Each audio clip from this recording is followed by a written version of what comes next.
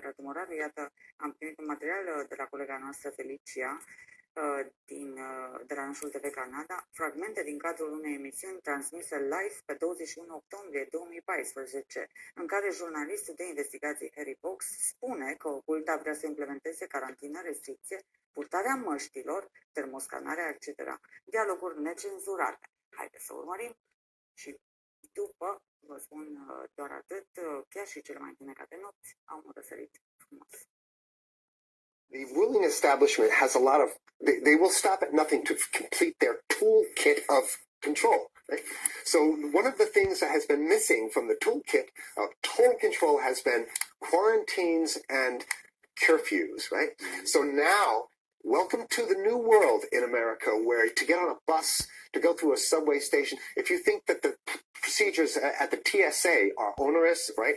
Guess this is coming to a bus depot near you. It's a more invasive way, and the ruling class needs this because, let me say, if the ruling class ever saw wide-scale civil unrest, you'd see an Ebola outbreak in America right away. Okay, so this is, what you see is that Ebola is another tool in the toolbox of the ruling class repression control. Yeah, to keep down absolutely, repression. positively, 100%. This is a tool. Right. Ebola doesn't just magically start spreading. And then we have this doctors that come back here. The white people, of course, live.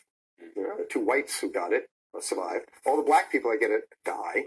Right? It's very possible that these one of these NGOs over there is going around with a veil of Ebola or spreading it from a small plane onto villages.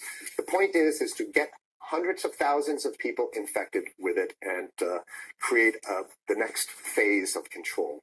Now, one of the things I'd like to show to back up my my claims here. Here's a document from the Rockefeller Foundation.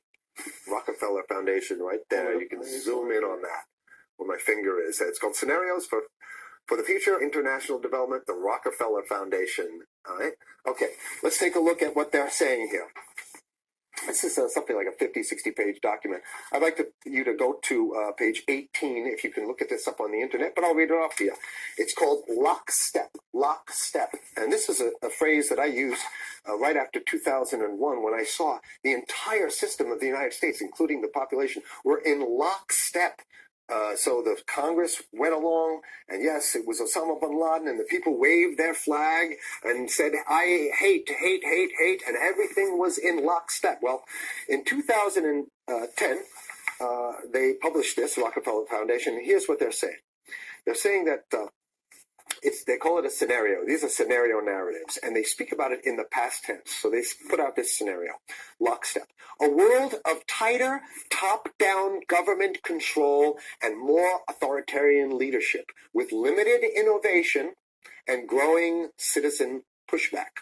Okay, I'll read a little bit of it. In 2012, the pandemic that the world had been anticipating for years, nobody was anticipating a pandemic, finally hit. Unlike 2009's H1N1, this new influenza strain originating from wild geese, they use some scenario, but this is Ebola they're talking about. Even the most pandemic-prepared nations were quickly overwhelmed when the virus streaked around the world, infecting nearly 20% of the global population and killing 8 million in just 7 months, the majority of them healthy young adults. The pandemic also had a deadly effect on economies. You can see the agenda, just naked, raw, naked control agenda written down, and it's anybody's guess how this becomes effectuated in real life. So whether this is written specifically as marching orders or whether people take it upon themselves in the intelligence networks to say, okay, well, this has been produced, so this is the plan here. But these narratives have to be written in advance because the intelligence agencies don't know how to do these narratives. They need help. So these think tanks, they come up with these like Rand Corporation, Rockefeller Foundation. These are think tanks of death. They're not the think tanks. They're not there to find great ways to help people. Right? Okay, the pandemic also had a deadly effect on economics. International mobility of both people and goods screeched to a halt. right, which is what they want. They want a completely isolated world, right? Debilitating industries like tourism and breaking global supply chains. Well, of course they want tourism stopped because they're not in the tourism business, and they want you at home